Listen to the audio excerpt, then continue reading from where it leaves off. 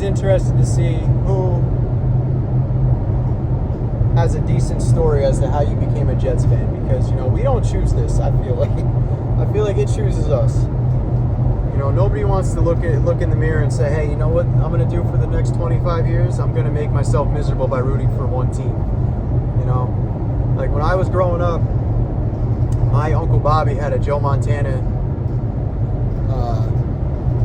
kids, the Rydell uniforms, and he had me in the Joe Montana one. I got a ton of pictures. So when I was a 5-year-old, I was like a really big 49ers fan, but I didn't know what the heck was going on. And then as I got older, I started to watch the Giants with my grandfather, and then around 6 or 7, I wanted to be a running back, and I loved Terrell Davis, so I got to watch their Super Bowl run, their 2-year back-to-back championships. And then around the same time, my father and my mother split up, and I hadn't seen my father since I was 8, and I was now about 10. And I was into more playing sports and doing my schoolwork at that point. I didn't really follow football like that, or any sport. I was too young. But one day I was at my father's mom's house, my grandmother on that side, and she was going through a bunch of his stuff, and he was living in Tennessee at the time with his new wife and stepdaughter. I hadn't spoken to him, but I found a white helmet with a name on it. It ended up being a Joe Namath New York Jets helmet with his initials in it. So I thought to myself, oh, cool. Maybe that's a way that I'll hold on to my relationship with my father. I'm going to be a Jets fan because he's a Jets fan.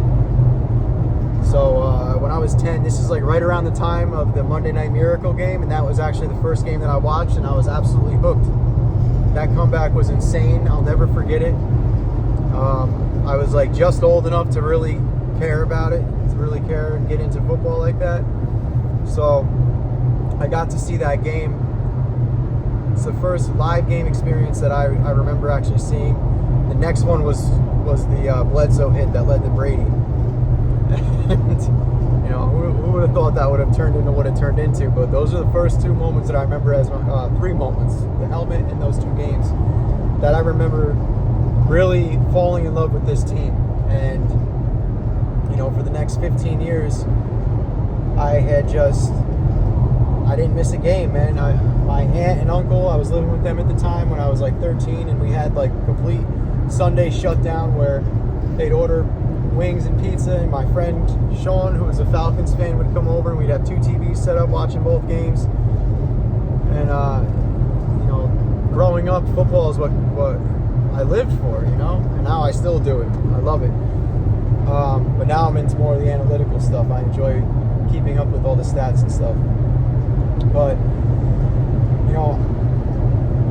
the early stages of my fandom, man, I got to see a lot of nice success, but we never got that Super Bowl, obviously. And then, 07 was a big hit when the Giants took down the Patriots. I got to watch that when I was going to Coastal Carolina.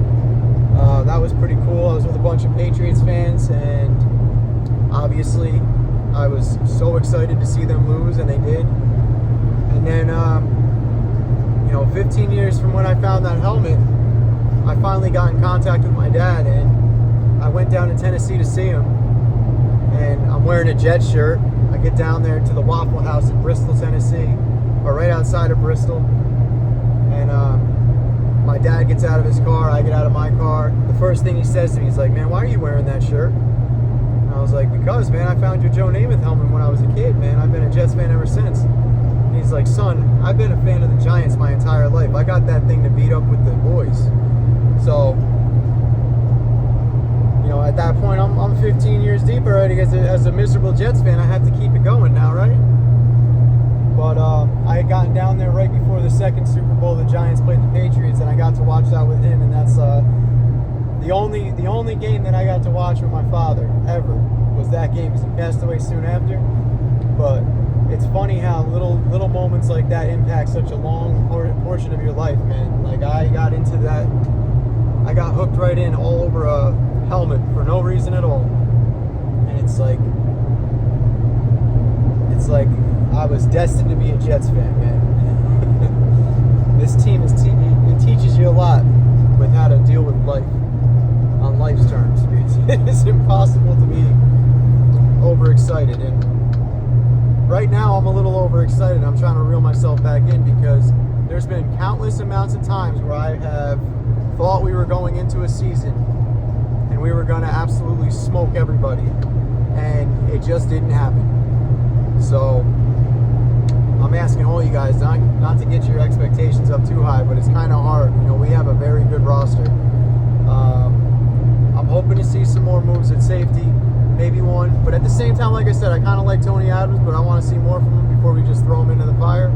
I'd like to have one more insurance policy back there. I think Buffalo was talking about somebody earlier. I caught a glimpse of it before. I'm going to go back and watch that. Safety, linebacker, maybe one more wide receiver if we don't pick up OBJ, which I really think that's a lock at this point. Him and Rodgers want to play together so bad. Other than that, we got linebacker, safety. I don't want to see Zeke with us. I don't want to see... Oh, defensive tackle, that was the last one.